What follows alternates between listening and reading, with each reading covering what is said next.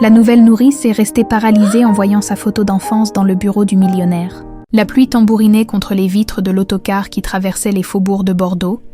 Camille Dubois serrait contre sa poitrine un sac en toile usée qui contenait tout ce qu'elle possédait, quelques vêtements, un livre écorné, et dans une pochette en velours râpé, son seul trésor, un pendentif en forme de papillon argenté, qu'elle portait autour du cou depuis toujours, 23 ans.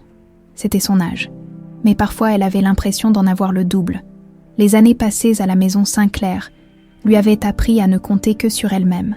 Pas de famille, pas de nom de naissance, juste Camille, un prénom choisi par une assistante sociale qui trouvait ça joli, et Dubois, parce qu'il fallait bien un patronyme sur les papiers.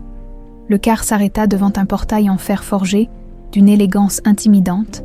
Camille descendit, son sac à la main, et leva les yeux vers les grilles ornées du monogramme M. Derrière, s'étendait une allée bordée de platanes centenaires qui menait à une demeure dont elle n'apercevait que la silhouette grise à travers la bruine de novembre.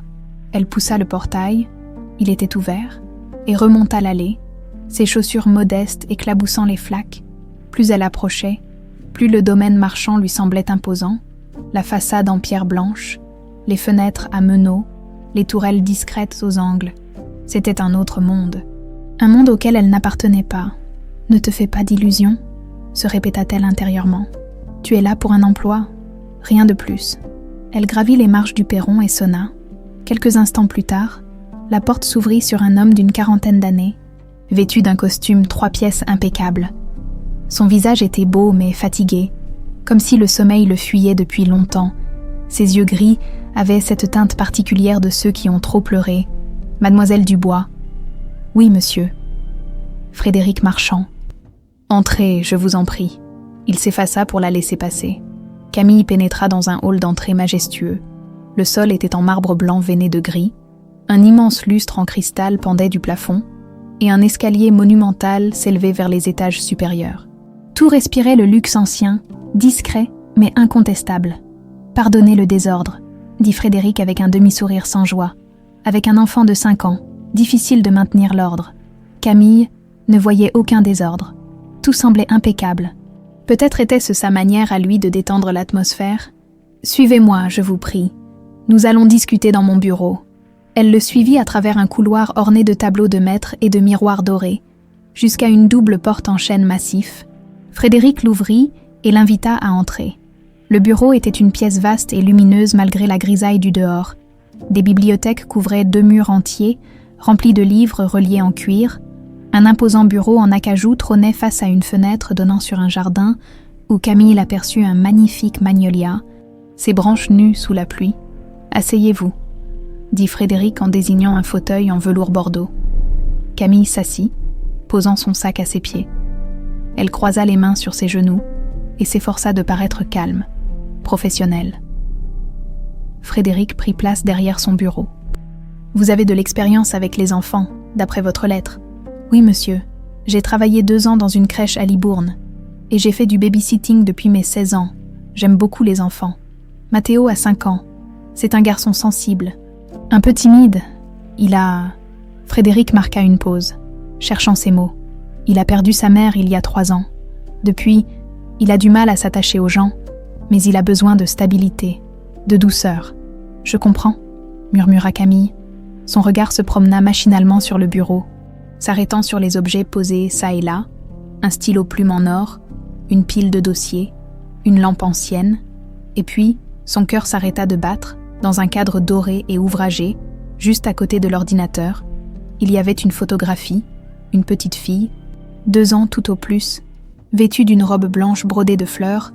Elle se tenait debout sous un arbre, un magnolia en fleurs, et souriait à l'objectif avec cette candeur propre au tout petit.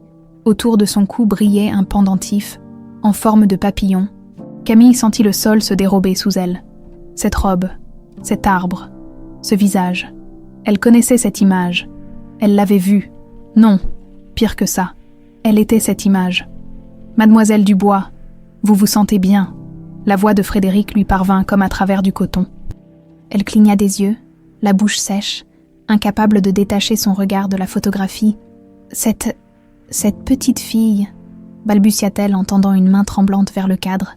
Qui est-ce » Le visage de Frédéric se ferma aussitôt. Une douleur profonde passa dans ses yeux gris. « C'est ma fille, » dit-il d'une voix blanche. « Elle s'appelait Soline. » S'appelait. Nous l'avons perdue il y a 21 ans. Un incendie dans la nurserie. Ma femme Claire a essayé de la sauver, mais... Sa voix se brisa. Il détourna le regard vers la fenêtre, mâchoire serrée. Il était trop tard. Camille ne pouvait plus respirer. Impossible. C'était impossible.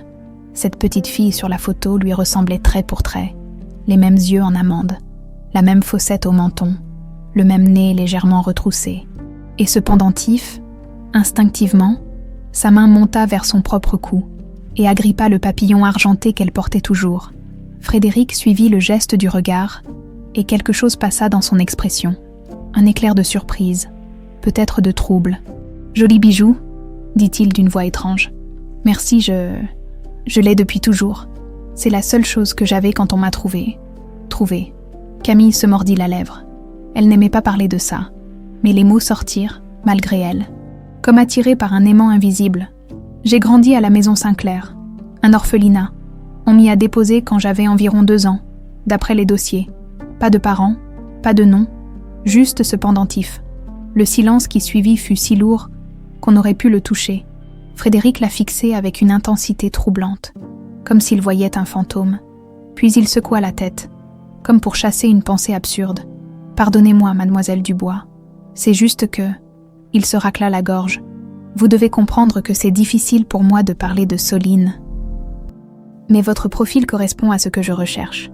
Quand pouvez-vous commencer ?» Camille cligna des yeux, encore sous le choc de cette coïncidence troublante. « Commencer ?» Il lui offrait le poste. « Dès demain, si vous le souhaitez. »« Parfait. Je vais demander à Marguerite, la gouvernante, de vous montrer votre chambre. Vous logerez ici, bien entendu. » Il se leva et contourna le bureau. Camille se leva aussi, un peu étourdie, au moment où ils se dirigèrent vers la porte. Celle-ci s'ouvrit brusquement.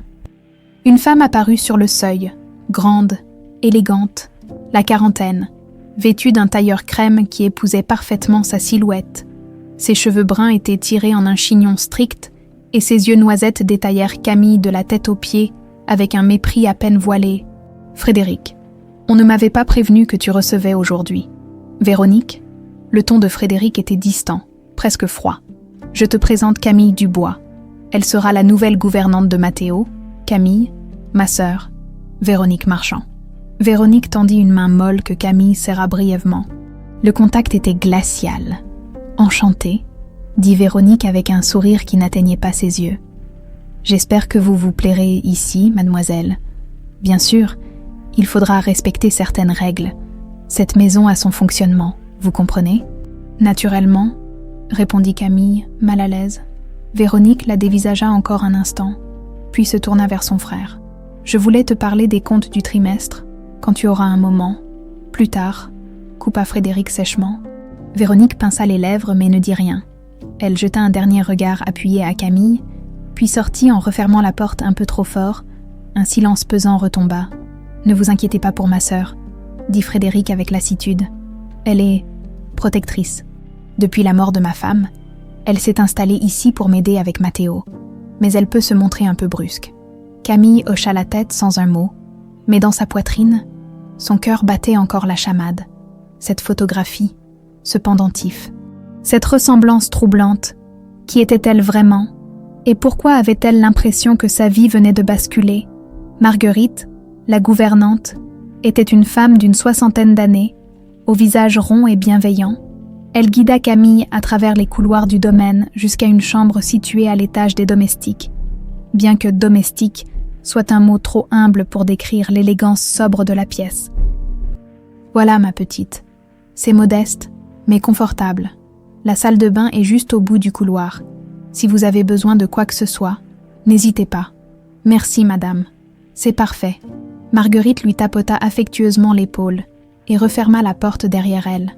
Camille posa son sac sur le lit étroit et s'assit, les jambes soudain coupées. Elle regarda autour d'elle, une armoire en bois clair, un bureau près de la fenêtre, des rideaux en lin blanc qui laissaient filtrer la lumière grise de l'après-midi, mais elle ne voyait rien de tout cela. Dans sa tête tournait en boucle l'image de cette photographie, cette petite fille sous le magnolia, ce visage qui était le sien. C'est juste une coïncidence, murmura-t-elle pour elle-même. Les gens se ressemblent parfois. C'est tout, mais son cœur ne la croyait pas. Elle porta machinalement la main à son pendentif. Ce papillon argenté qu'elle avait toujours porté comme un talisman. D'où venait-il? Qui le lui avait offert? Les religieuses de la maison Saint-Clair lui avaient dit qu'il était autour de son cou le jour où on l'avait déposé sur le perron de l'orphelinat. Pas de lettre, pas d'explication, juste une fillette de 2 ans qui ne parlait pas encore vraiment, un pendentif et rien d'autre. Un coup discret à la porte l'attira de ses pensées. « Entrez !» Marguerite passa la tête dans l'entrebâillement. « Monsieur Marchand demande à vous voir dans la nurserie. Il veut vous présenter le petit Mathéo. » Camille se leva aussitôt, lissant sa jupe froissée. « J'arrive tout de suite. » La nurserie était une grande pièce lumineuse, au 2e étage, décorée dans des tons pastels. Des jouets en bois étaient rangés dans des coffres. Des livres d'images s'alignaient sur une étagère basse, et près de la fenêtre se trouvait un petit bureau d'écolier où était posé un cahier de coloriage, assis en tailleur sur le tapis. Un petit garçon aux boucles châtaines construisait une tour avec des cubes colorés. Il leva vers Camille de grands yeux noisettes, les yeux de son père, et la dévisagea avec cette gravité propre aux enfants qui ont vécu trop de pertes. « Mathéo, je te présente Camille, » dit Frédéric d'une voix douce. « C'est elle qui va s'occuper de toi maintenant. »« Bonjour, Mathéo, » dit Camille en s'accroupissant pour se mettre à sa hauteur. « Ta tour est très jolie. Tu veux bien me montrer comment tu fais ?» L'enfant l'observa un long moment en silence, puis tendit timidement un cube rouge vers elle. Camille le prit avec un sourire et le plaça délicatement au sommet de la construction. « Parfait, » dit Mathéo dans un souffle. Frédéric échangea un regard avec Camille par-dessus la tête de son fils. Il semblait soulagé, presque ému. « Je vous laisse faire connaissance, » dit-il en se dirigeant vers la porte. « Je serai dans mon bureau si vous avez besoin de moi. » Il sortit, et Camille se retrouva seule avec l'enfant. Pendant 1 heure, ils jouèrent ensemble sans beaucoup de mots. Mathéo était réservé, mais attentif. Il observait Camille avec curiosité, comme s'il essayait de déterminer si elle allait rester ou disparaître comme les autres. « Tu aimes les histoires ?» demanda finalement Camille. Mathéo hocha la tête. « Mon livre préféré, c'est celui-là. » Il alla chercher un album sur l'étagère, mais personne ne veut me le lire. Tante Véronique dit que c'est trop triste. Camille prit le livre. Sur la couverture, une petite fille se tenait dans un jardin fleuri, entourée de papillons. Le titre s'étalait en lettres dorées. La chanson du magnolia. Un frisson la parcourut. « Je vais te le lire, » dit-elle doucement, « si tu veux. » Ils s'installèrent dans le fauteuil près de la fenêtre. Mathéo blottit contre elle. Camille ouvrit le livre et commença à lire l'histoire d'une fillette qui vivait près d'un grand magnolia et qui parlait aux papillons. Au fur et à mesure qu'elle lisait, quelque chose d'étrange se produisait. Les mots lui semblaient familiers, comme une mélodie entendue dans un rêve lointain. Quand elle eut terminé, Mathéo leva vers elle un regard émerveillé. « Tu lis bien ? Maman aussi lisait bien. » Le cœur de Camille se serra. « Ta maman devait être quelqu'un de formidable. Elle est au ciel maintenant, avec ma sœur. » Camille cligna des yeux. « Ta sœur ? » ?»« Oui, elle s'appelait Soline. Je l'ai jamais connue, mais papa dit qu'elle aurait été gentille avec moi. » Il marqua une pause. Tante Véronique dit qu'il faut pas en parler parce que ça rend papa triste. Camille ne savait que répondre. Elle caressa doucement les cheveux bouclés de l'enfant. « C'est bien de se souvenir des gens qu'on a aimés, » dit-elle finalement. « Ça ne les fait pas disparaître, ça les garde vivants dans notre cœur. » Mathéo se blottit un peu plus contre elle, et Camille sentit quelque chose se nouer dans sa gorge. Cet enfant avait besoin de tendresse, de stabilité, et elle, qui n'avait jamais eu de famille, pouvait peut-être lui offrir un peu de chaleur. Ce soir-là, après avoir couché Mathéo, Camille descendit dîner à la cuisine avec Marguerite et Pierre, le jardinier. Véronique n'avait pas daigné se montrer, et Frédéric avait pris son repas dans son bureau. « C'est toujours comme ça », expliqua Marguerite en servant un gratin fumant. « Monsieur Frédéric ne mange presque jamais avec nous, et Madame Véronique ?» Elle leva les yeux au ciel. « Elle préfère dîner en ville. Elle vit ici depuis longtemps », demanda Camille innocemment. « Oh, depuis la mort de Madame Claire. Presque 4 ans maintenant. » Marguerite baissa la voix. « Entre nous, je crois qu'elle espérait que son frère l'épouserait un jour. Enfin, pas l'épouser lui, bien sûr, mais qu'il resterait veuf et qu'elle deviendrait la dame de maison pour toujours. Marguerite, gronda gentiment Pierre, les ragots, c'est pas des ragots, c'est la vérité. Elle se tourna vers Camille. Vous verrez par vous-même, ma petite. Cette femme est jalouse de tout ce qui approche Monsieur Frédéric. Camille hocha la tête pensivement. Elle avait déjà senti cette froideur, ce mépris à peine dissimulé dans le regard de Véronique. Après le dîner, elle monta se coucher, mais le sommeil la fuyait. Allongée dans son lit étroit, elle fixait le plafond en repassant en boucle les événements de la journée. La photographie, le pendentif, le livre sur le magnolia, tout semblait lié par un fil invisible qu'elle ne parvenait pas à saisir. Elle finit par se lever et s'approcha de la fenêtre. Dehors, la lune perçait entre les nuages, éclairant le jardin d'une lumière argentée, et là, majestueusement dressé au centre de la pelouse, se tenait le magnolia. Ses branches nues dessinaient des arabesques délicates contre le ciel nocturne. Camille posa sa main contre la vitre froide. Une image surgit dans son esprit, floue et fragmentée comme un vieux film abîmé. Elle était petite, très petite, et quelqu'un la portait dans ses bras. Une voix d'homme chantait doucement. Elle sentait la douceur d'un tissu contre sa joue, un cobertor bleu peut-être, et il y avait une odeur de magnolia en fleurs. C'est juste ton imagination, murmura-t-elle. Ça ne veut rien dire, mais quelque part au fond d'elle, une petite voix insistait. Et si ce n'était pas ton imagination, et si c'était un souvenir? Elle retourna se coucher, le cœur battant. Demain, elle s'occuperait de Matteo. Elle ferait son travail. Elle ne penserait plus à cette photographie, à ce magnolia, à ces coïncidences troublantes. Mais même en s'endormant, elle savait que c'était un mensonge, parce que dans ses rêves, elle marchait pieds nus dans l'herbe fraîche, sous un magnolia en fleurs, et une voix douce l'appelait par un nom qu'elle n'avait jamais porté, Soline. Les jours suivants s'installèrent dans une routine douce et prévisible. Camille se levait tôt, préparait le petit déjeuner de Matteo, l'accompagnait à la maternelle du village, puis rentrait au domaine pour s'occuper des tâches ménagères légères que Marguerite lui confiait. L'après-midi, elle allait chercher l'enfant et passait le reste de la journée à jouer avec lui, à lui lire des histoires, à l'écouter parler de ses dessins et de ses rêves. Matteo s'attachait à elle de jour en jour. Il la cherchait du regard dès qu'il entrait dans une pièce, réclamait sa présence au moment du coucher et avait même commencé à l'appeler Camicam, un surnom tendre qui faisait sourire tout le monde. Frédéric, de son côté, restait distant mais courtois. Il travaillait énormément, enfermé dans son bureau du matin au soir, ne sortant que pour embrasser son fils avant le dîner. Parfois, Camille surprenait son regard posé sur elle avec une expression indéchiffrable, comme s'il cherchait à résoudre une énigme. Mais il ne disait rien, se contentant d'un hochement de tête poli, avant de disparaître à nouveau derrière la porte de chêne. Véronique, elle, multipliait les remarques acerbes. « Mademoiselle Dubois, les serviettes ne se plient pas comme ça dans cette maison. Matteo n'a pas besoin qu'on le couve autant, vous n'êtes pas sa mère. Votre tenue est un peu trop décontractée, il me semble. » Camille encaissait sans broncher, gardant ses réponses polies et brèves. Mais elle sentait le poids du regard de Véronique sur elle à chaque instant, comme si la sœur de Frédéric cherchait le moindre prétexte pour la renvoyer. Un mercredi après-midi, alors que Matteo faisait la sieste et que Marguerite était partie faire des courses au village, Frédéric demanda à Camille de venir dans son bureau. « J'ai une réunion importante cet après-midi », expliqua-t-il en enfilant sa veste. « Je serai absent jusqu'en soirée. Pourriez-vous ranger les dossiers qui traînent sur mon bureau? Classez-les simplement par date. Je m'occuperai du reste demain. » « Bien sûr, monsieur. » Il lui adressa un bref sourire, le premier vrai sourire qu'elle lui voyait, et quitta la pièce. Camille entendit le moteur de sa voiture démarrer dans l'allée. Puis le silence retomba sur la grande maison. Elle s'approcha du bureau et contempla la pile imposante de documents éparpillés. Factures, contrats, lettres administratives. Elle commença à les trier méthodiquement, créant des tas par ordre chronologique. C'est alors qu'en déplaçant une chemise cartonnée, elle remarqua que l'un des tiroirs du meuble n'était pas complètement fermé.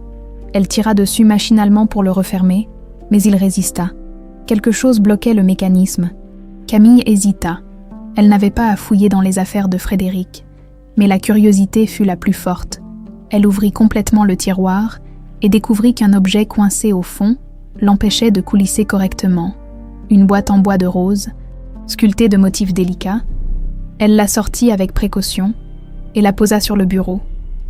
Le bois était doux sous ses doigts, patiné par le temps. Il n'y avait pas de serrure, juste un simple fermoir en laiton. « Je ne devrais pas », murmura-t-elle. Mais ses mains ne lui obéissaient plus. Elle souleva le couvercle. À l'intérieur se trouvaient des objets hétéroclites, des lettres jaunies par le temps, attachées par un ruban de soie bleue délavé, une petite chaussure de bébé en cuir blanc, un hochet en argent terni et, au fond, une grande enveloppe Kraft scellée par un cachet de cire rouge. Camille reconnut immédiatement le sceau imprimé dans la cire, un ange tenant un enfant dans ses bras, le logo de la maison Sinclair. Son cœur fit un bond dans sa poitrine. D'une main tremblante, elle retourna l'enveloppe. Une étiquette dactylographiée indiquait « Dossier confidentiel.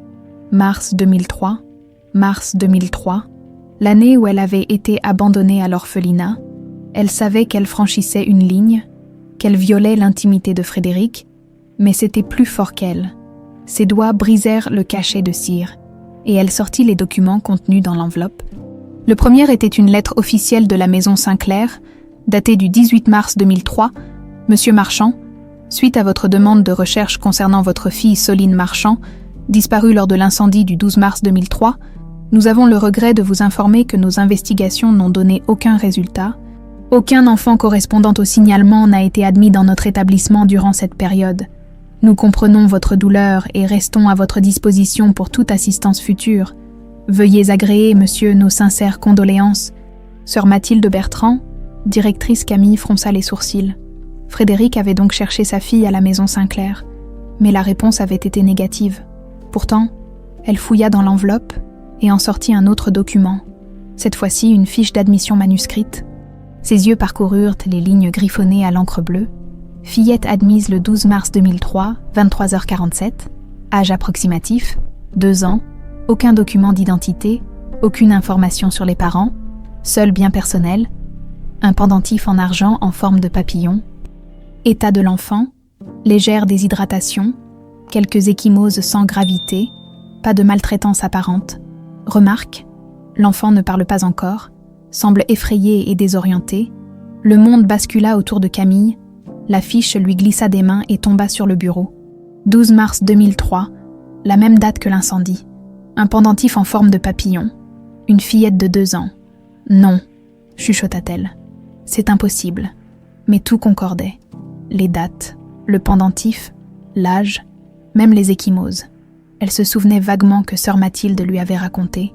Des années plus tard, qu'elle avait eu quelques bleus à son arrivée, probablement dû à une chute, Camille porta machinalement la main à son cou, serrant le papillon argenté jusqu'à ce que le métal morde sa peau. Elle fouilla à nouveau dans l'enveloppe et découvrit une 3e pièce, une photographie noir et blanc, légèrement floue, visiblement prise par une caméra de surveillance. On y voyait une silhouette féminine.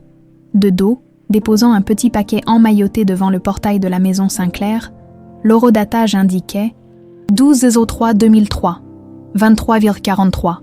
La femme portait un long manteau et un foulard qui lui cachaient les cheveux.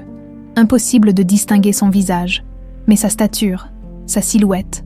Un bruit de pas dans le couloir fit sursauter Camille.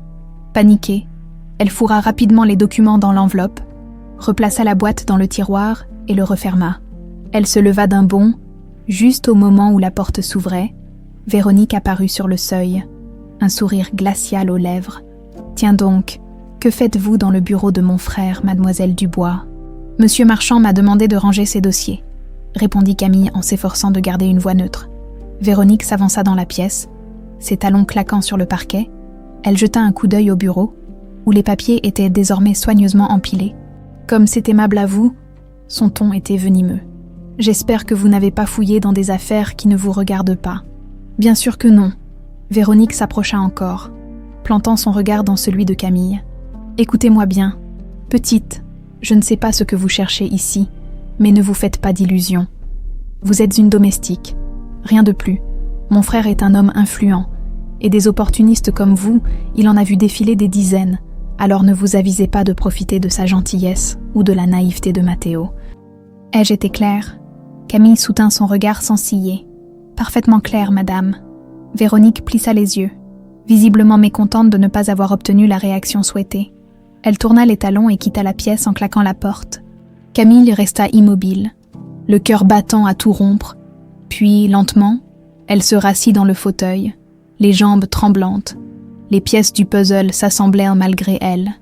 La photographie, le pendentif, la date de l'incendie qui correspondait exactement à celle de son abandon. Et maintenant, ce dossier caché dans le bureau de Frédéric, une seule explication possible se dessinait, aussi folle qu'elle puisse paraître. Et si elle était Soline Marchand? Et si cette nuit-là, quelqu'un l'avait sauvée du feu et abandonnée ensuite à l'orphelinat? Mais qui aurait pu faire une chose pareille? Et surtout, pourquoi, pendant 3 jours, Camille vécut dans un état second? Elle accomplissait ses tâches machinalement, souriait à Mathéo, répondait poliment aux questions de Marguerite, mais son esprit était ailleurs. Obsédée par ce qu'elle avait découvert dans le bureau de Frédéric, elle passait ses nuits éveillée, tournant et retournant les faits dans sa tête, chaque coïncidence, chaque détail qui semblait trop précis pour être le fruit du hasard, le pendentif. Les dates, la photographie, son propre visage qui ressemblait tant à celui de Soline enfant, mais comment en être sûre? Comment poser la question sans passer pour une folle? Ou, pire, pour une arriviste cherchant à s'introduire dans une famille fortunée? Le samedi matin, alors qu'elle aidait Mathéo à faire un puzzle dans la nursery, Frédéric entra avec 2 tasses de café fumant. « Marguerite m'a dit que vous n'aviez presque rien mangé ces derniers jours, » dit-il en lui tendant une tasse. « Vous vous sentez bien? »« Oui, merci. Juste un peu fatigué. » Il s'assit dans le fauteuil près de la fenêtre, observant son fils jouer. « Mathéo s'est beaucoup attaché à vous. Je ne l'avais jamais vu aussi épanoui depuis. » Il s'interrompit, les yeux perdus dans le vague. « Depuis longtemps. C'est un enfant merveilleux, » dit Camille doucement. Un silence confortable s'installa. Mathéo fredonnait en assemblant les pièces du puzzle. Concentrée sur son œuvre, Camille sentit que c'était peut-être le moment, le seul moment où elle aurait le courage de parler. « Monsieur Marchand, appelez-moi Frédéric, je vous en prie. Frédéric. » Elle prit une profonde inspiration. « Est-ce que je peux vous poser une question à propos de Soline ?» Le visage de Frédéric se figea. Il posa sa tasse sur la table basse, les mâchoires serrées. Pourquoi cette question? Parce que... Camille chercha ses mots. Parce que depuis que je suis arrivée ici, je n'arrête pas de penser à cette photographie, à votre fille. Et j'ai l'impression qu'il y a quelque chose que je dois comprendre. Frédéric la fixa longuement, comme s'il jaugeait sa sincérité. Que voulez-vous savoir?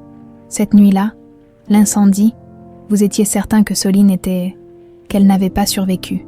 Un spasme douloureux traversa le visage de Frédéric. Il ferma les yeux, et quand il les rouvrit, ils étaient brillants de larmes contenues. Je l'ai cherché partout, pendant des mois, des années, même. J'ai contacté tous les hôpitaux, tous les orphelinats de la région. J'ai engagé des détectives privés, mais il n'y avait aucune trace d'elle. Sa voix se brisa. Le feu avait tout consumé, sa chambre, ses jouets, ses vêtements. Il ne restait rien, rien qui puisse prouver qu'elle avait survécu. Camille sentit sa gorge se serrer. Et la maison Sinclair, vous les avez contactés. Frédéric sursauta légèrement. Comment savez-vous? Il s'interrompit, comprenant soudain. Vous avez ouvert la boîte. Ce n'était pas une question. Camille baissa les yeux, honteuse. Je suis désolée. Je ne voulais pas fouiller dans vos affaires. Mais le tiroir était coincé, et quand j'ai vu l'enveloppe avec le sceau de la maison Sinclair, elle releva la tête, plantant son regard dans le sien. C'est là que j'ai grandi, Frédéric. C'est là qu'on m'a abandonnée, la nuit du 12 mars 2003. Le silence qui suivit fut assourdissant. Frédéric la regardait comme s'il la voyait pour la première fois, le visage livide. « Non », murmura-t-il. « C'est impossible. Ils m'ont dit qu'aucun enfant correspondant au signalement n'avait été admis. Parce qu'ils ne savaient pas qui j'étais. » Camille tira sur la chaînette autour de son cou et sortit le pendentif de sous son chemisier. Le papillon argenté brilla dans la lumière matinale. Quand on m'a déposé devant le portail, je n'avais que ça. Pas de nom, pas de papier. Juste ce pendentif. Frédéric se leva d'un bond, renversant presque sa tasse. Il s'approcha d'elle, les mains tremblantes, et prit délicatement le bijou entre ses doigts. C'était le sien. chuchota-t-il d'une voix brisée. Claire le lui avait offert pour son premier anniversaire. Un papillon parce que Soline aimait les observer dans le jardin. Il relâcha le pendentif comme s'il le brûlait. « Mon Dieu, papa !» La petite voix de Matteo les interrompit. « Pourquoi tu pleures ?» Frédéric se ressaisit tant bien que mal et s'essuya les yeux. « Ce n'est rien, mon chéri. Papa est juste un peu fatigué. Va jouer dans ta chambre, d'accord. Camille te rejoindra dans quelques minutes. » Matteo hésita, puis hocha la tête et sortit en traînant les pieds, son puzzle sous le bras. Dès que la porte se referma, Frédéric se tourna vers Camille. « Vous pensez vraiment que vous pourriez être Soline ? Je ne sais pas, mais tout coïncide. Les dates, le pendentif, mon âge. » Elle marqua une pause. « Et cette photographie dans votre bureau, chaque fois que je la regarde, j'ai l'impression de me voir moi-même. » Frédéric passa une main dans ses cheveux, visiblement bouleversé. « Il faudrait des preuves, un test ADN. » « Je sais, mais si... » Il la regarda avec une intensité douloureuse. « Si vous êtes vraiment ma fille, cela voudrait dire que quelqu'un vous a enlevé cette nuit-là, quelqu'un vous a sauvé du feu et vous a abandonné à l'orphelinat. » Sa voix devint dure. « Quelqu'un a voulu me faire croire que mon enfant était morte. » Camille sentit un frisson glacé lui parcourir l'échine. Qui aurait pu faire ça ? Je ne sais pas. Frédéric se laissa retomber dans le fauteuil, le visage entre les mains. Je ne sais pas. Un long silence s'installa, seulement troublé par le tic-tac de l'horloge ancienne posée sur la cheminée. « Faisons ce test, » dit finalement Camille. « Au moins, nous saurons. » Frédéric releva la tête. Dans ses yeux gris brillait un mélange d'espoir et de terreur. Et si le résultat est positif, alors nous chercherons la vérité, ensemble. Et s'il est négatif, Camille sentit son cœur se serrer. Elle n'avait pas osé envisager cette possibilité, que toutes ces coïncidences ne soient finalement que le fruit du hasard, que ce pendentif, cette ressemblance, ces dates concordantes ne signifient rien. Alors je continuerai à m'occuper de Matteo, dit-elle simplement, et j'essaierai d'oublier. Mais elle savait que c'était un mensonge. Jamais elle ne pourrait oublier. Frédéric se leva et s'approcha d'elle. Pour la première fois, il posa doucement sa main sur son épaule, dans un geste presque paternel. « Je vais contacter un laboratoire dès lundi. Nous ferons ce test dans la plus stricte confidentialité. En attendant... » Il hésita. « En attendant, nous ne disons rien à personne. Surtout pas à Véronique. Elle poserait trop de questions. » Camille acquiesça, soulagée de ne pas avoir à affronter le regard acéré de la sœur de Frédéric. « Merci de me croire, ou du moins, de me donner une chance. C'est moi qui devrais vous remercier. » Les yeux de Frédéric s'embuèrent à nouveau. « Vous m'offrez quelque chose que je croyais impossible. L'espoir. » Il quitta la nurserie d'un pas chancelant, et Camille se retrouva seule. Elle s'approcha de la fenêtre et regarda le magnolia dans le jardin. Ses branches commençaient à bourgeonner, promettant une floraison prochaine, dans 2 semaines. Elle saurait la vérité. Dans 2 semaines, toute sa vie pourrait basculer. Elle porta la main à son pendentif et murmura une prière silencieuse à la mère qu'elle n'avait jamais connue. « Si vous êtes quelque part, Claire Marchand, aidez-moi à comprendre. Dites-moi qui je suis vraiment. » Le magnolia se balançait doucement sous la brise, comme une réponse muette à sa supplique. Les jours qui suivirent furent tous les plus longs de la vie de Camille. Le lundi matin, Frédéric avait organisé discrètement les prélèvements dans une clinique privée de Bordeaux, un simple frottis buccal pour chacun d'eux, quelques minutes dans un cabinet aseptisé, et puis l'attente, 2 semaines, avait promis le laborantin, 15 jours avant de savoir si sa vie entière n'était qu'un mensonge ou une vérité enfouie. Camille s'efforçait de maintenir sa routine. Mais tout lui semblait irréel, comme si elle évoluait dans un rêve dont elle ne parvenait pas à s'extraire. Chaque geste quotidien prenait une dimension étrange. Quand elle préparait le petit déjeuner de Matteo, elle se demandait « Suis-je sa sœur ?» Quand elle croisait Frédéric dans les couloirs, elle cherchait dans son visage des traits qui ressembleraient aux siens. Et quand elle passait devant le magnolia du jardin, elle sentait quelque chose remuer dans sa poitrine. Un écho lointain qu'elle ne parvenait pas à saisir. Frédéric, lui, avait changé. Son attitude envers elle s'était imperceptiblement transformée. Il ne la traitait plus comme une simple employée, mais avec une douceur presque paternelle. Il s'attardait parfois dans la nurserie pour les regarder jouer. Matteo et elle, il lui posait des questions sur son enfance à la maison Sinclair, écoutant ses réponses avec une attention douloureuse, comme s'il cherchait à combler rétroactivement toutes ces années perdues. Un soir, alors qu'elle couchait Matteo, Frédéric vint s'asseoir au bord du lit. « Papa, tu restes ?» demanda le petit garçon avec espoir. « Oui, mon grand, je reste. » Matteo se tourna vers Camille, les yeux brillants de bonheur. « Tu restes aussi, Camicam. » Bien sûr. Ils restèrent tous les trois ainsi. Dans la pénombre dorée de la veilleuse, Camille lut l'histoire du soir, encore ce livre sur le magnolia et les papillons. Pendant que Matteo se blottissait contre elle, quand l'enfant s'endormit enfin, Frédéric et Camille sortirent sans un mot. Refermant doucement la porte, dans le couloir, Frédéric s'arrêta. « Merci », dit-il simplement. « Pourquoi ? Pour lui, pour nous, pour l'espoir ?» Il s'éloigna avant qu'elle ne puisse répondre, disparaissant dans son bureau. Camille resta un instant immobile, le cœur serré par une émotion qu'elle ne savait pas nommer. Véronique, de son côté, devenait de plus en plus hostile. Elle multipliait les remarques acerbes, surveillait chaque geste de Camille avec une vigilance presque malsaine. « Vous passez beaucoup de temps avec mon frère. »« Ces derniers jours, » lança-t-elle un matin, alors que Camille descendait déjeuner, « Monsieur Marchand me donne parfois des instructions concernant Matteo. » Des instructions.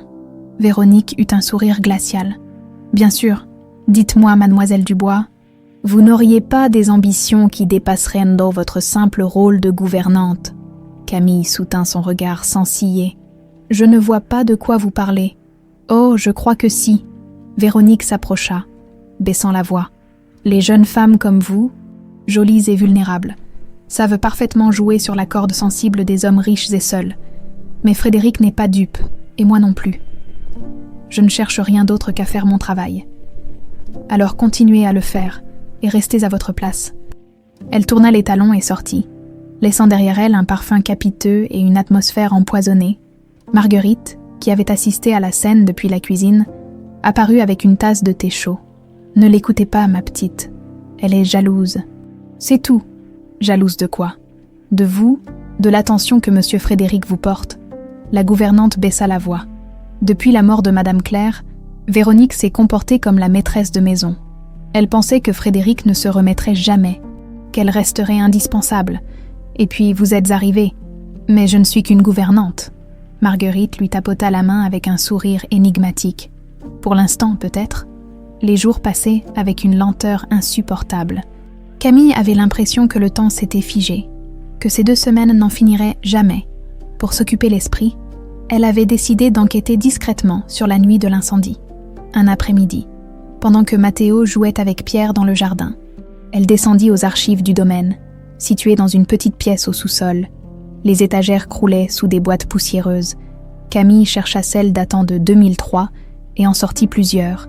Toussant dans la poussière, elle finit par trouver un dossier marqué « Incident, mars 2003 ». À l'intérieur se trouvèrent des photos du lieu de l'incendie.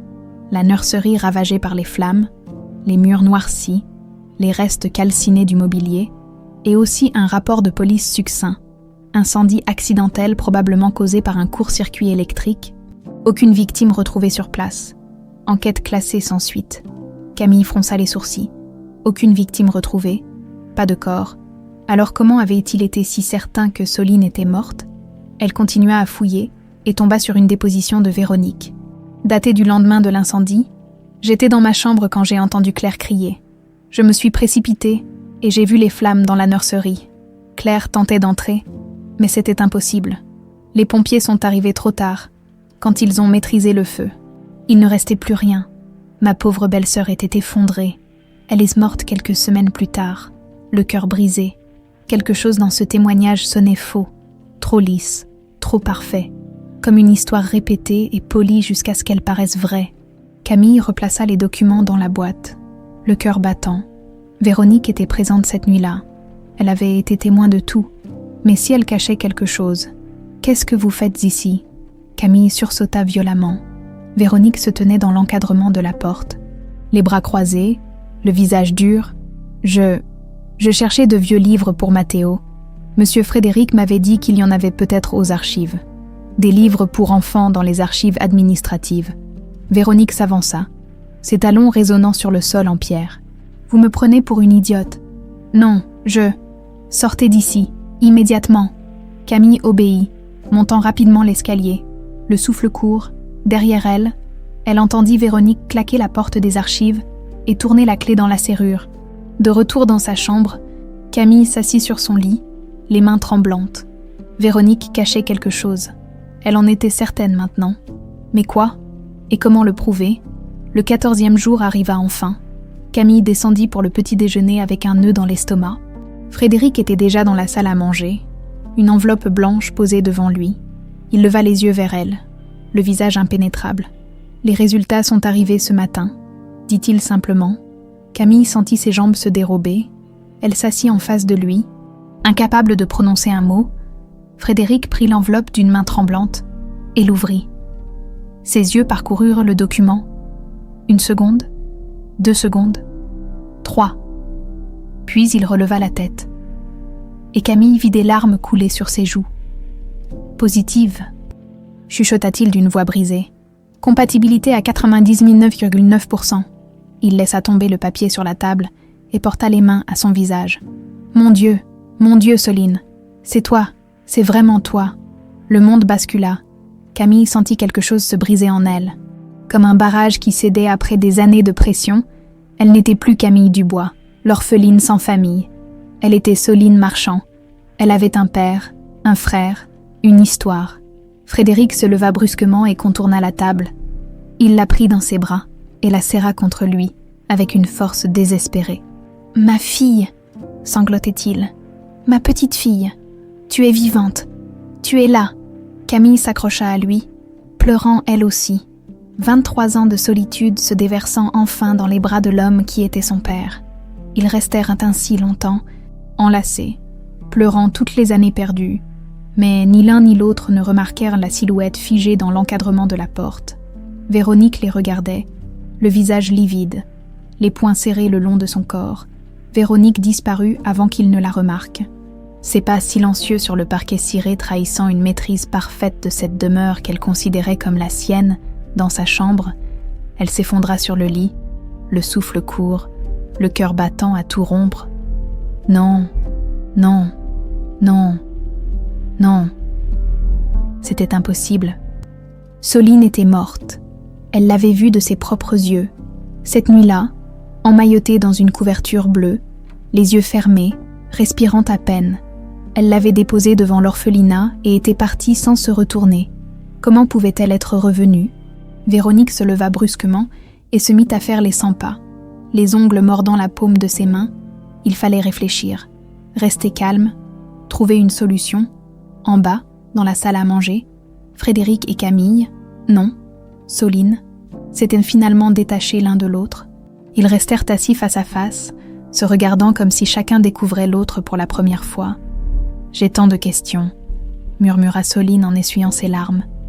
Comment Claire est-elle morte? Que s'est-il vraiment passé cette nuit-là? Frédéric prit une profonde inspiration. Cherchant ses mots, « Claire ne s'est jamais remise de ta disparition. Les médecins ont dit que c'était son cœur.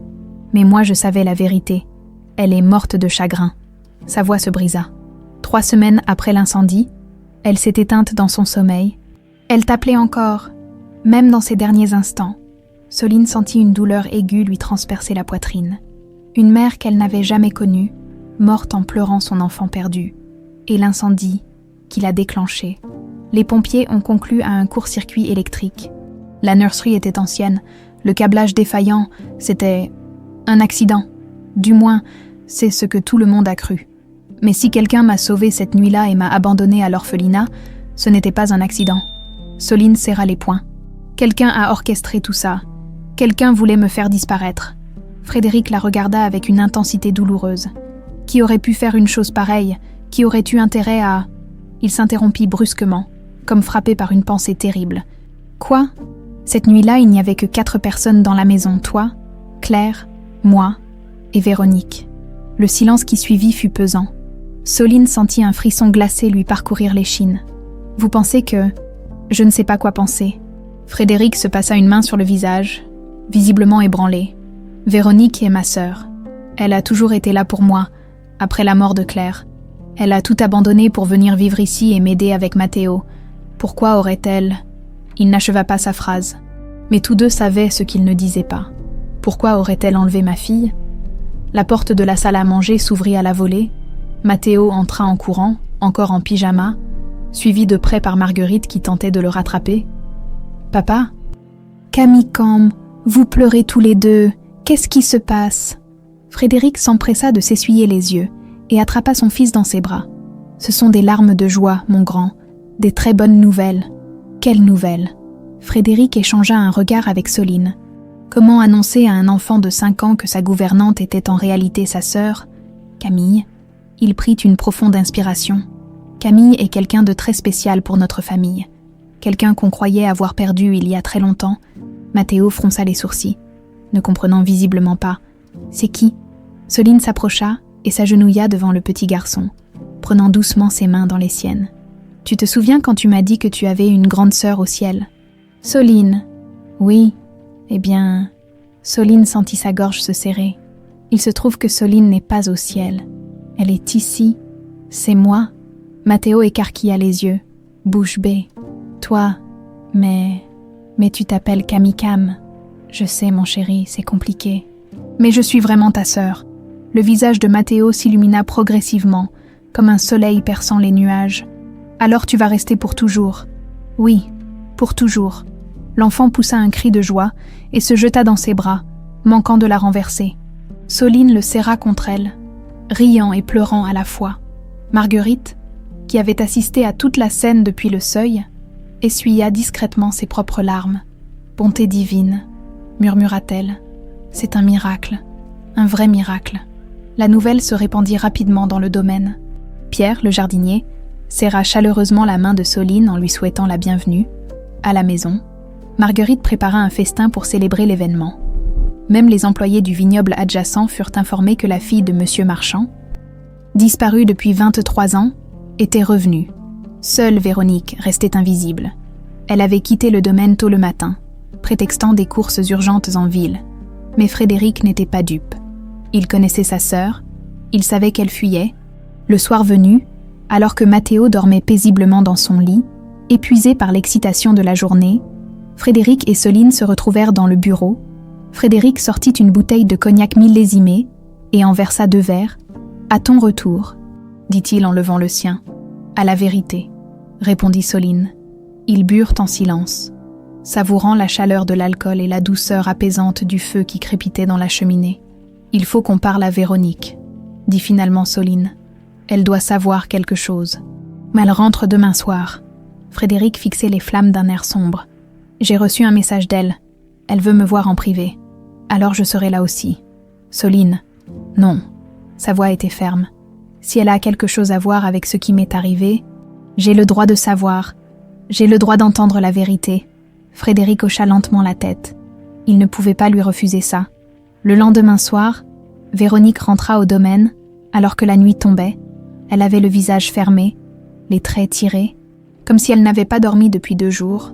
Elle trouva Frédéric et Soline qui l'attendaient dans le bureau, assis côte à côte. L'image était claire. Ils formaient un front uni. « Vous savez déjà », dit Véronique d'une voix blanche. Ce n'était pas une question. « Assieds-toi, Véronique. » Elle obéit mécaniquement, se laissant tomber dans le fauteuil en face d'eux. Ses mains tremblaient légèrement. « Je suppose que vous voulez des explications. Tu sais ce que nous voulons. » La voix de Frédéric était glaciale. « La vérité, toute la vérité. » Véronique ferma les yeux. Quand elle les rouvrit, ils étaient brillants de larmes. « Je ne voulais pas que ça aille si loin, » murmura-t-elle. « Je te jure, Frédéric, je ne voulais pas. »« Quoi ? Qu'est-ce que tu ne voulais pas ?» La colère montait dans la voix de Frédéric. « Enlever ma fille, détruire ma famille, laisser Claire mourir de chagrin. Je voulais juste... » Véronique sanglotait maintenant. « Je voulais juste que tu me voies à nouveau, comme avant. » Soline sentit son sang se glacer. « C'est vous, » dit-elle d'une voix tremblante. « C'est vous qui avez provoqué l'incendie. C'est vous qui m'avez emmenée à l'orphelinat. » Véronique hocha lentement la tête, le visage ravagé par les larmes. « Oui. » Le mot tomba comme une sentence. Frédéric se leva d'un bond, renversant presque sa chaise. « Comment as-tu pu faire ça à ton propre frère, à ta propre nièce ?»« Parce que j'étais jalouse, » hurla Véronique. « Jalouse de Claire, jalouse de Soline, jalouse de cette vie parfaite que tu avais construite sans moi. Avant ton mariage, c'était nous 2 contre le monde. Tu avais besoin de moi, et puis Claire est arrivée, et Soline, Et soudain, je n'existais plus. Tu ne me regardais même plus. Elle s'effondra en sanglots, la tête entre les mains. Je pensais qu'en faisant disparaître Soline, tu aurais à nouveau besoin de moi, que je redeviendrais importante à tes yeux. Elle leva vers lui un regard désespéré, mais ça n'a fait qu'empirer. Claire est morte. Tu t'es enfermée dans ton chagrin. Et moi, j'ai vécu 23 ans avec ce poids sur la conscience. 23 ans à te mentir. Le silence qui suivit était assourdissant. Soline regardait cette femme qui avait détruit sa vie par pur égoïsme. Elle aurait dû ressentir de la haine, de la rage, mais tout ce qu'elle éprouvait, c'était une immense tristesse. « Vous avez volé mon enfance », dit-elle doucement. « Vous avez tué ma mère, vous avez brisé mon père. Tout ça pourquoi ? Pour de l'attention. » Véronique ne répondit pas. Elle pleurait, recroquevillée sur elle-même. Frédéric la regardait avec un mélange de dégoût et de pitié. « Sors de ma maison », dit-il d'une voix morte. Maintenant, Véronique releva lentement la tête, le mascara coulant en traînées noires sur ses joues. Elle ressemblait à un fantôme de ce qu'elle avait été. Cette femme élégante et hautaine qui régnait sur le domaine comme une reine déchue. « Je vais partir », dit-elle d'une voix brisée. « Mais avant, vous devez tout savoir. Vous méritez de connaître toute l'histoire. » Frédéric serra les mâchoires, mais ne dit rien. Soline, malgré la douleur qui lui broyait le cœur, hocha la tête. Elle avait besoin de comprendre, besoin de savoir comment une femme pouvait commettre un acte aussi monstrueux. Véronique s'essuya les yeux d'un geste las et commença à parler, la voix chevrotante. Tout a commencé bien avant cette nuit-là, des années avant. Elle regarda son frère avec une intensité douloureuse. « Tu te souviens quand nous étions enfants, Frédéric ? Après la mort de nos parents, nous n'avions que nous deux. Tu me protégeais. Tu me promettais que nous resterions toujours ensemble. Véronique, laisse-moi finir. » Elle prit une inspiration tremblante. « Quand tu as rencontré Claire, j'ai essayé d'être heureuse pour toi. Vraiment. Mais chaque fois que je te voyais avec elle, c'était comme un couteau dans le cœur. Tu ne me regardais plus de la même façon. Tu ne m'écoutais plus. Et puis Soline est née. Et là, sa voix se brisa. Là, j'ai compris que je t'avais définitivement perdue. » Soline sentit une boule se former dans sa gorge. Cette femme avait détruit des vies par simple jalousie maladive. Les premiers mois, j'ai essayé de l'ignorer, mais c'était plus fort que moi. Je vous voyais tous les trois, cette petite famille parfaite, et je devenais folle. Véronique serrait et desserrait ses mains nerveusement. Un soir, j'ai entendu Claire te dire qu'elle voulait que je quitte le domaine, qu'elle trouvait ma présence pesante, que nous avions besoin d'intimité familiale. Frédéric pâlit. Claire ne m'a jamais dit ça. Parce que tu ne lui as pas laissé le temps. Véronique eut un rire amer. Elle comptait en parler le soir du 13 mars, mais le 12 au soir, j'ai agi. Un silence glacé s'installa dans la pièce. « Raconte », ordonna Frédéric d'une voix blanche. Véronique ferma les yeux, comme pour se protéger de ses propres souvenirs. J'avais tout planifié. Pendant que vous dîniez avec des amis en ville, je suis montée à la nurserie. Soline dormait paisiblement dans son petit lit. Elle était si belle, si innocente. Sa voix se brisa à nouveau. J'ai versé de l'essence sur les rideaux, sur le vieux fauteuil. Puis j'ai pris Soline dans mes bras. Elle s'est à peine réveillée. Je l'ai enveloppée dans sa couverture bleue préférée. Soline porta instinctivement la main à sa bouche, horrifiée. Et ensuite, la voix de Frédéric tremblait de rage contenue. J'ai mis le feu. Je suis sortie avec Soline par l'escalier de service. Personne ne m'a vue. Véronique ouvrit les yeux, le regard perdu dans le vide. Je suis montée dans ma voiture et j'ai roulé jusqu'à Libourne, la maison Sinclair. Je connaissais l'endroit. J'y avais fait du bénévolat quelques années auparavant. Tu as déposé ma fille devant un orphelinat comme un paquet, cracha Frédéric avec dégoût. Je ne savais pas quoi faire d'autre. Véronique éclata à nouveau en sanglots. Je ne voulais pas lui faire de mal. Je voulais juste qu'elle disparaisse, que vous pensiez qu'elle était morte dans l'incendie. Que tu aies à nouveau besoin de moi. Tu as tué ma femme. La voix de Frédéric était dangereusement calme. Claire est morte de chagrin à cause de toi. Je sais. Véronique se recroquevilla sur elle-même. Je le sais. Chaque jour, je vis avec cette culpabilité. Chaque nuit, je la vois dans mes cauchemars. Claire qui me supplie de lui dire où est son bébé. Soline se leva brusquement, incapable de rester assise plus longtemps. Vous avez volé 23 ans de ma vie. 23 ans où j'ai grandi sans famille, sans amour, sans savoir qui j'étais. Sa voix montait, chargée d'émotions. J'ai passé mon enfance à regarder les autres enfants retrouver leurs parents le dimanche, pendant que moi, je restais seule dans mon coin. J'ai pleuré chaque anniversaire, en me demandant pourquoi personne ne me voulait. Je suis désolée. Les mots sonnaient creux, pathétiques. Désolée. Soline eut un rire sans joie. Vous pensez que vos excuses peuvent effacer tout ça?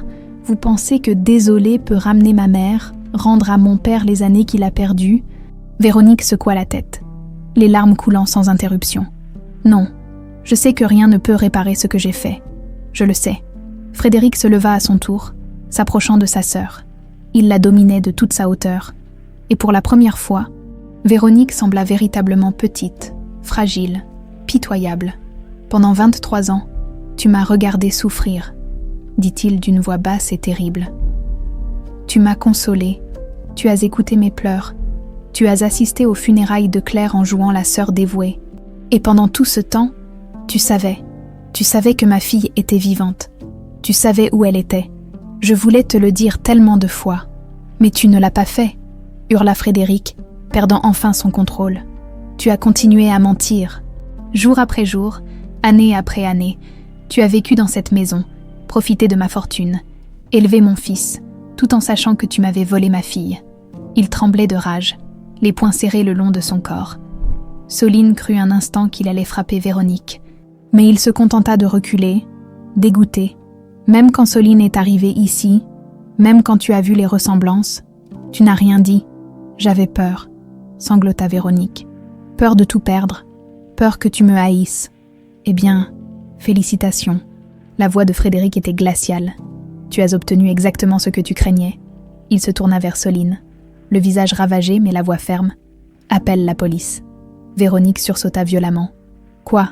Non, Frédéric, s'il te plaît. Tu as commis un enlèvement, une fraude. Tu as détruit des preuves, menti aux enquêteurs. Il énumérait les chefs d'accusation d'une voix mécanique. Tu vas payer pour tes crimes. Je suis ta sœur. Tu n'es plus rien pour moi. Les mots tombèrent comme des pierres tombales. Véronique comprit qu'il n'y aurait pas de pardon, pas de pitié. Elle avait franchi une ligne que rien ne pourrait jamais effacer. Je vais me dénoncer moi-même, dit-elle dans un souffle. Je vais tout raconter à la police. Mais s'il te plaît, laisse-moi partir maintenant. Laisse-moi au moins garder ce qui me reste de dignité. Frédéric et Soline échangèrent un regard. Finalement, Frédéric hocha la tête. Tu as jusqu'à demain midi pour quitter cette maison et te présenter au commissariat de Bordeaux. Si tu ne le fais pas, je porterai plainte officiellement et je m'assurerai que tu passes le reste de ta vie en prison. Véronique se leva péniblement, le corps secoué de sanglots. Je vous ai aimé, vous savez, murmura-t-elle, à ma façon tordue et malade. Je vous ai vraiment aimé. Ce n'était pas de l'amour, répondit Soline doucement. C'était de la possession. Véronique ne répondit pas. Elle traversa la pièce d'un pas chancelant et s'arrêta sur le seuil. Soline, prends soin de ton père et de Mathéo. Ils ont besoin de toi. Ne me parlez plus jamais. Véronique baissa la tête et sortit. Ils entendirent ses pas résonner dans le couloir, puis dans l'escalier. Une porte claqua à l'étage. Le bruit de tiroirs qu'on ouvre et referme, des valises qu'on traîne. Puis, 1 heure plus tard, le ronronnement d'un moteur dans l'allée, Frédéric et Soline s'approchèrent de la fenêtre et regardèrent la voiture de Véronique disparaître dans la nuit, ses feux arrière s'éloignant comme des yeux rouges avalés par l'obscurité. « C'est fini », murmura Frédéric, mais tous deux savèrent que ce n'était que le début de la justice, de la guérison, et peut-être un jour du pardon. Mais pas ce soir. Ce soir, ils restèrent simplement côte à côte, père et fille réunis, regardant partir la femme qui avait failli les séparer pour toujours. Le lendemain matin, le domaine marchand se réveilla dans un silence pesant. Véronique était partie avant l'aube, laissant derrière elle une chambre vide et une lettre brève posée sur la commode. « Je me rends au commissariat ce matin. Je dirai tout. Pardonnez-moi si vous le pouvez. V. » Frédéric froissa le papier et le jeta dans la cheminée. Il regarda les flammes consumer les derniers mots de sa sœur, le visage impassible. « C'est vraiment fini, » dit Soline en posant doucement sa main sur son épaule. « Non. » Frédéric se tourna vers elle, et elle vit dans ses yeux une détermination farouche. « Ce n'est pas fini tant qu'elle n'aura pas payé pour ce qu'elle a fait. Je veux qu'elle réponde de ses actes devant la justice. » 2 heures plus tard, L'avocat de la famille Marchand, maître Augustin Delorme, était assis dans le bureau, prenant note de chaque détail de l'affaire. C'était un homme d'une 60aine d'années, aux cheveux gris impeccablement coiffés et au regard perçant. « C'est une affaire complexe », dit-il en feuilletant ses notes. « Enlèvement d'enfants, mise en danger de la vie d'autrui, faux témoignages, destruction de preuves. Véronique Marchand risque une peine de prison très lourde. »« Bien », répondit Frédéric froidement. Maître Delorme leva les yeux vers lui. « Vous êtes certain de vouloir aller jusqu'au bout ? C'est votre sœur. Le procès sera médiatisé. Votre vie privée sera exposée. Je m'en fiche. » La voix de Frédéric ne tremblait pas. « Elle a détruit ma famille. Elle a volé 23 ans de la vie de ma fille. Elle mérite de payer. » L'avocat hocha la tête et se tourna vers Soline. « Mademoiselle Marchand, vous serez la principale victime dans cette affaire. Êtes-vous prête à témoigner, à revivre tout cela devant un tribunal ?» Soline prit une profonde inspiration. L'idée de raconter son histoire devant des inconnus, de voir son enfance brisée étalée dans les journaux, lui donnait la nausée.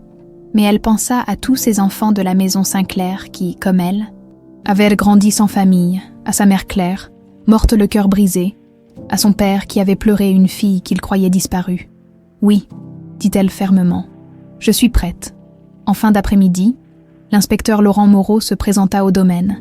C'était un homme d'une 40aine d'années, au regard fatigué mais bienveillant. Il écouta leur récit avec attention, prenant des notes dans un carnet usé. « Véronique Marchand s'est effectivement présentée au commissariat ce matin », confirma-t-il. « Elle a fait une déposition complète.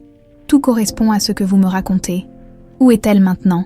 demanda Frédéric. « En garde à vue, le procureur décidera demain si elle est placée en détention provisoire ou sous contrôle judiciaire. » L'inspecteur referma son carnet. « Franchement, vu la gravité des faits, je pense qu'elle sera incarcérée. » Soline sentit quelque chose se serrer dans sa poitrine.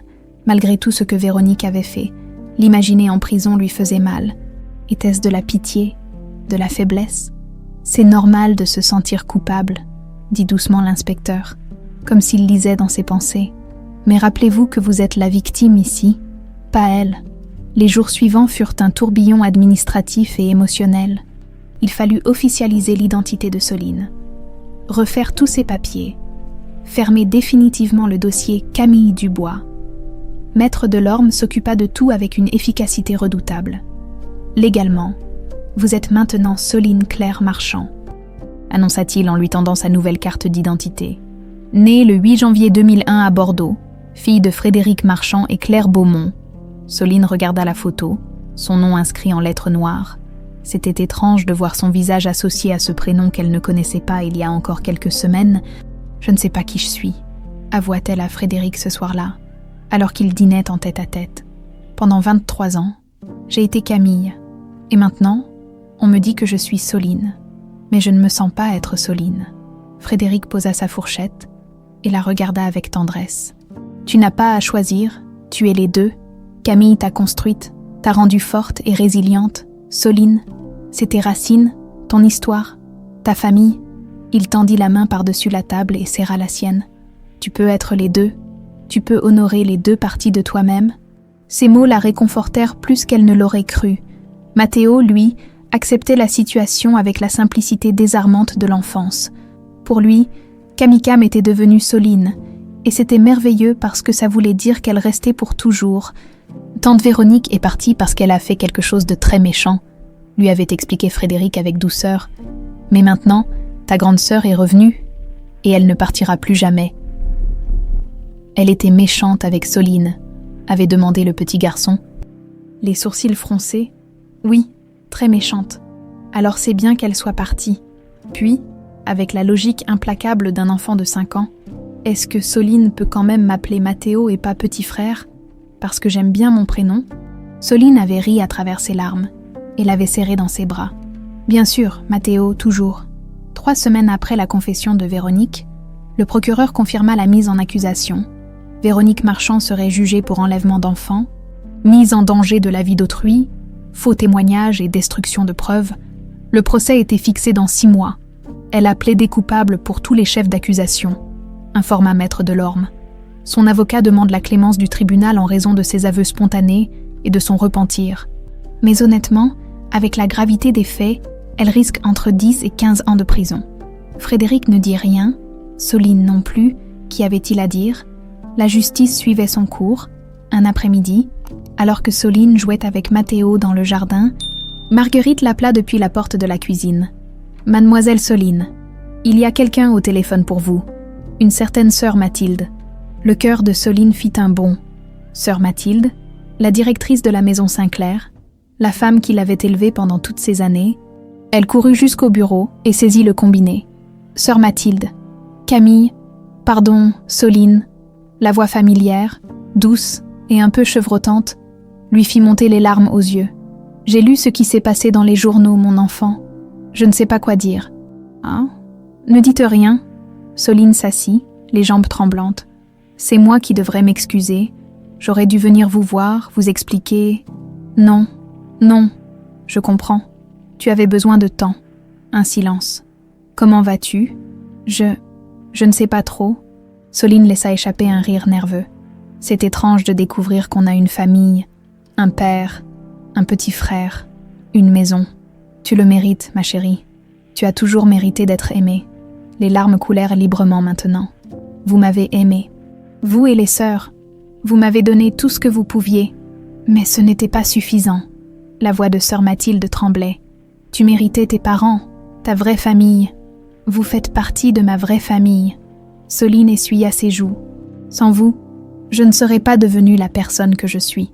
Elles parlèrent encore longtemps, comblant les silences de 23 ans.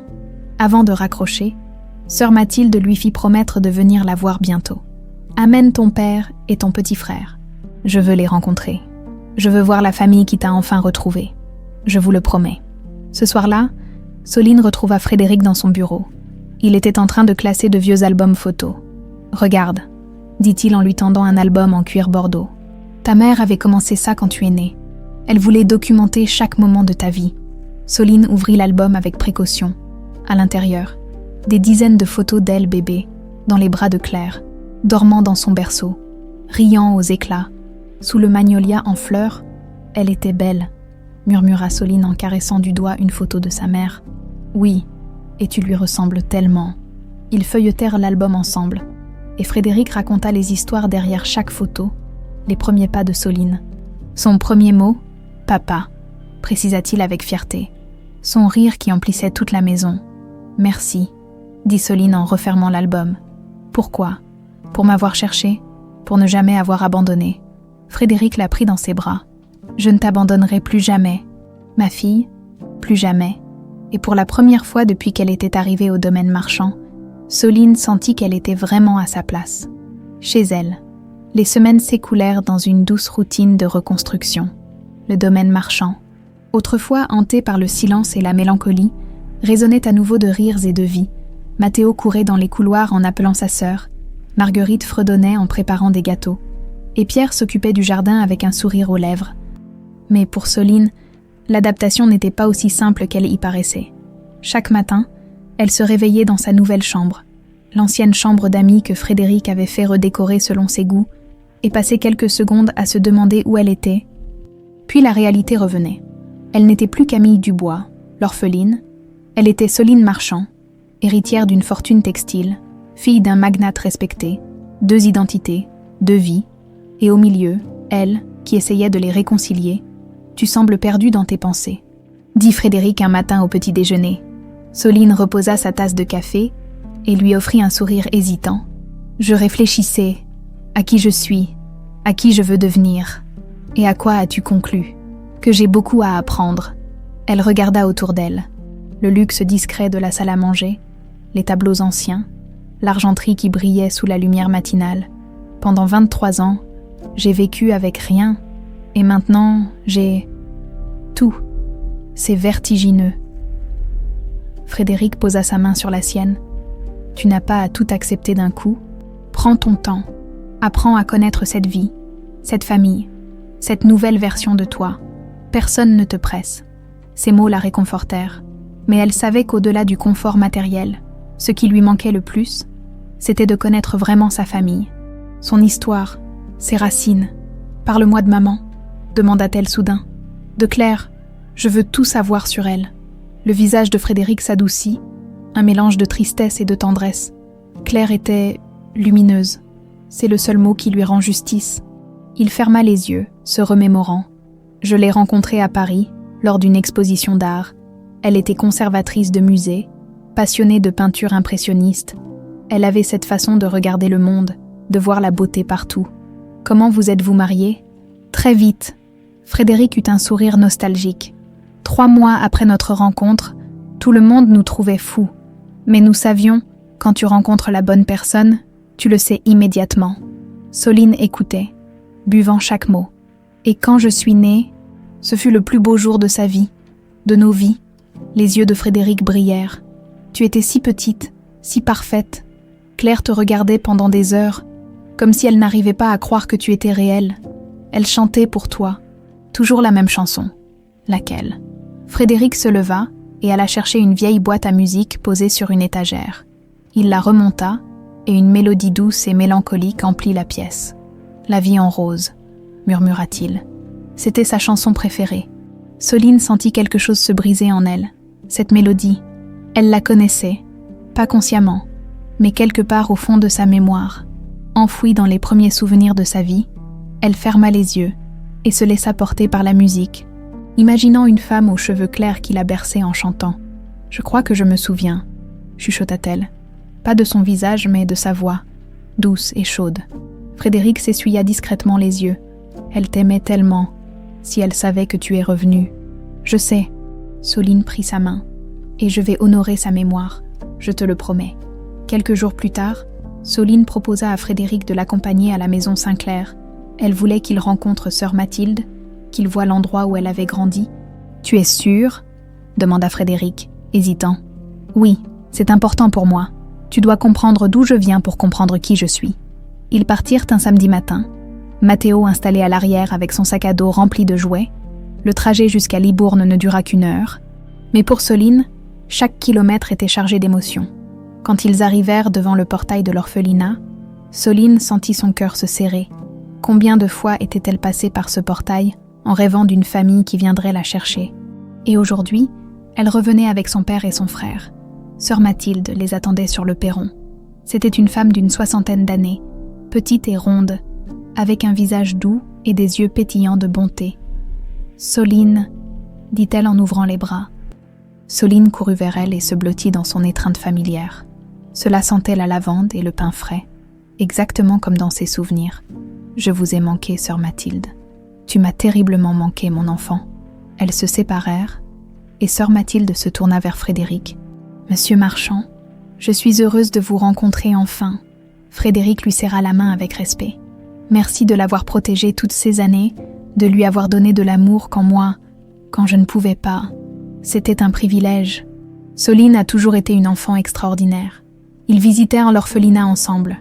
Soline montra à Frédéric et Mathéo sa chambre, la petite chapelle où elle priait, le jardin où elle jouait avec les autres enfants. Chaque lieu ravivait des souvenirs.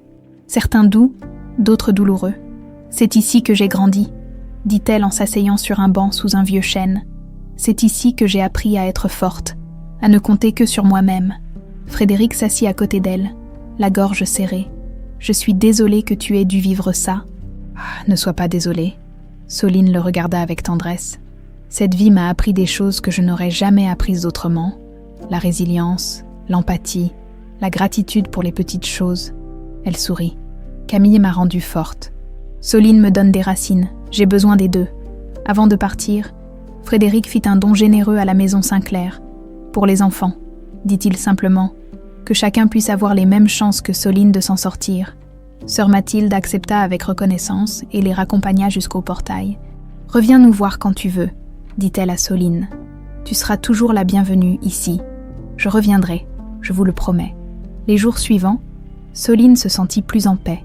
Elle avait fait la paix avec son passé, réconcilié ses deux identités. Elle était Camille et Soline, l'orpheline et l'héritière, la fille qui avait survécu et la fille qui était revenue. Un soir, alors qu'elle bordait Mathéo, le petit garçon lui posa une question inattendue. « Soline, est-ce que tu vas partir un jour ?»« Partir. Pourquoi je partirais ?»« Parce que tante Véronique est partie et maman aussi. » Ses yeux se remplirent de larmes. Tout le monde part toujours. Soline sentit son cœur se briser. Elle s'allongea à côté de lui et le prit dans ses bras. « Écoute-moi bien. Matteo, je ne partirai jamais. Jamais. Tu sais pourquoi? Pourquoi? Parce que je t'aime et qu'on ne quitte pas les gens qu'on aime. » Elle l'embrassa sur le front. « Je suis ta grande sœur. Pour toujours. » Matteo se blottit contre elle. « Rassuré? Pour toujours ?» répéta-t-il dans un souffle. Cette nuit-là, Soline ne pouvait pas dormir. Elle descendit au salon et trouva Frédéric devant la cheminée, un verre de cognac à la main. « Je peux me joindre à toi ?»« Bien sûr. » Elle s'assit à côté de lui et regarda les flammes danser. « À quoi penses-tu » demanda-t-elle. « À Claire, à tout ce qu'elle a manqué. » Il but une gorgée. « Elle aurait été si fière de toi, de la femme que tu es devenue. J'aurais tellement voulu la connaître. Elle est en toi. » Frédéric posa sa main sur le cœur de Soline. « Dans ta gentillesse, ta force, ta compassion, c'était exactement elle. » Soline sentit les larmes couler. « Merci, papa. » C'était la première fois qu'elle l'appelait ainsi. Le mot était sorti naturellement, sans réfléchir. Frédéric la serra contre lui. Pleurant aussi, « Merci d'être revenu, » chuchota-t-il. « Merci de m'avoir donné une seconde chance. » Ils restèrent ainsi longtemps, père et fille réunis, guérissant ensemble leurs blessures. Dehors, le magnolia bourgeonnait sous la lune. Le printemps approchait, et avec lui, un nouveau départ. Le printemps arriva sur le domaine marchand comme une promesse tenue. Les jardins explosèrent de couleurs, les oiseaux chantaient à nouveau dans les arbres centenaires, et le magnolia, ce témoin silencieux de tant de drames, se couvrit de fleurs blanches et parfumées. C'était un samedi après-midi ensoleillé de mai. 3 mois s'étaient écoulés depuis la confession de Véronique, et la vie avait repris son cours, différemment mais sereinement. Soline se tenait devant le miroir de sa chambre, ajustant sa robe crème. Aujourd'hui était un jour important, le jour où elle officialiserait légalement son retour dans la famille Marchand lors d'une cérémonie privée au domaine. « Tu es magnifique », dit Marguerite en entrant, les yeux brillants. « Ta maman aurait été si fière. » Soline se tourna vers elle et la serra dans ses bras. « Merci, Marguerite, pour tout, pour m'avoir accueillie dès le premier jour comme si j'avais toujours été ici. Tu as toujours été ici, ma petite. Dans nos cœurs. » Un coup léger à la porte les interrompit. Matteo passa la tête, vêtu d'un petit costume bleu marine qui le faisait ressembler à une version miniature de Frédéric. Papa dit que c'est l'heure. Soline sourit et lui tendit la main. « Alors, allons-y, petit frère. » Le jardin avait été transformé pour l'occasion. Des chaises blanches formaient un demi-cercle face aux magnolias en fleurs. Une petite estrade avait été dressée, décorée de bouquets de pivoine et de roses blanches.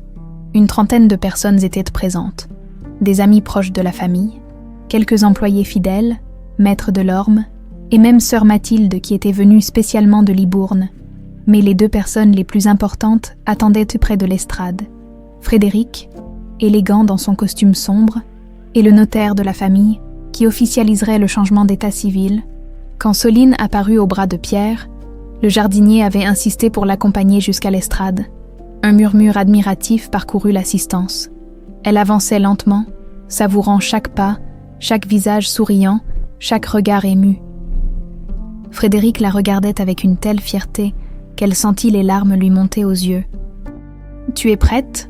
murmura-t-il quand elle le rejoignit. « Plus que jamais. » Le notaire ouvrit le dossier et commença la lecture officielle. « Nous sommes réunis aujourd'hui pour célébrer le retour de Soline Claire Marchand au sein de sa famille légitime.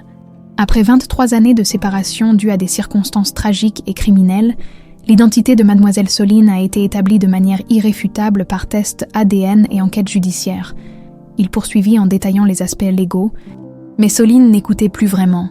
Son regard se posait sur chaque visage. Matteo qui la fixait avec adoration. Marguerite qui essuyait ses larmes. Sœur Mathilde qui souriait avec tendresse. Pierre qui hochait la tête avec satisfaction.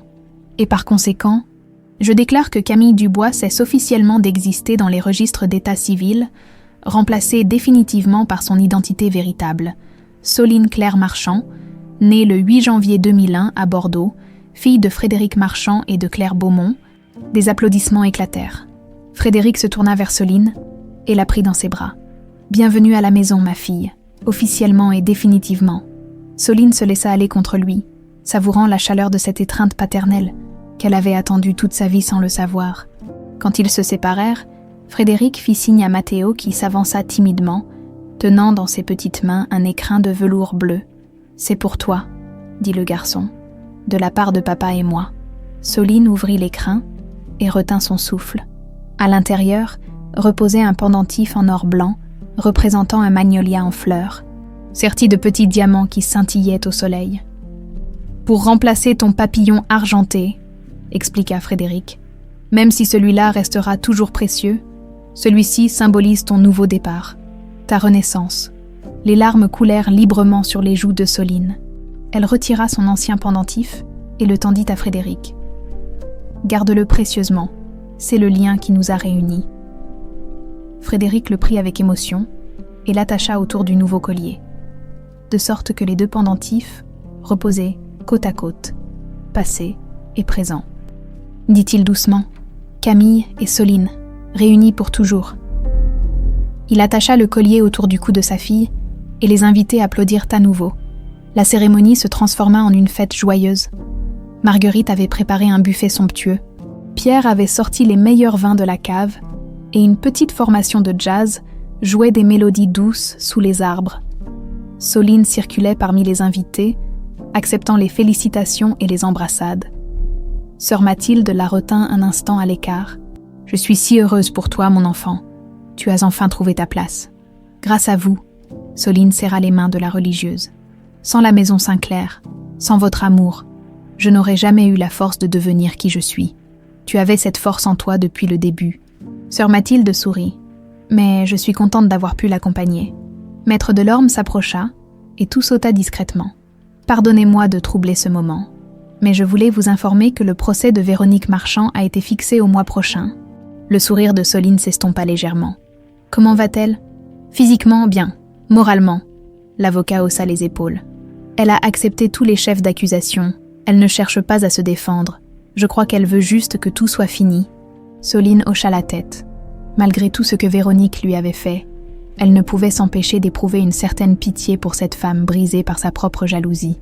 « Je témoignerai », dit-elle fermement, « pour que la vérité soit dite, mais après ça, je veux tourner la page. » En fin d'après-midi, alors que les invités commençaient à partir, Frédéric monta sur l'estrade et demanda l'attention de tous. « Merci à chacun d'entre vous d'être venu célébrer ce jour avec nous. » Il chercha Soline du regard et lui fit signe de le rejoindre.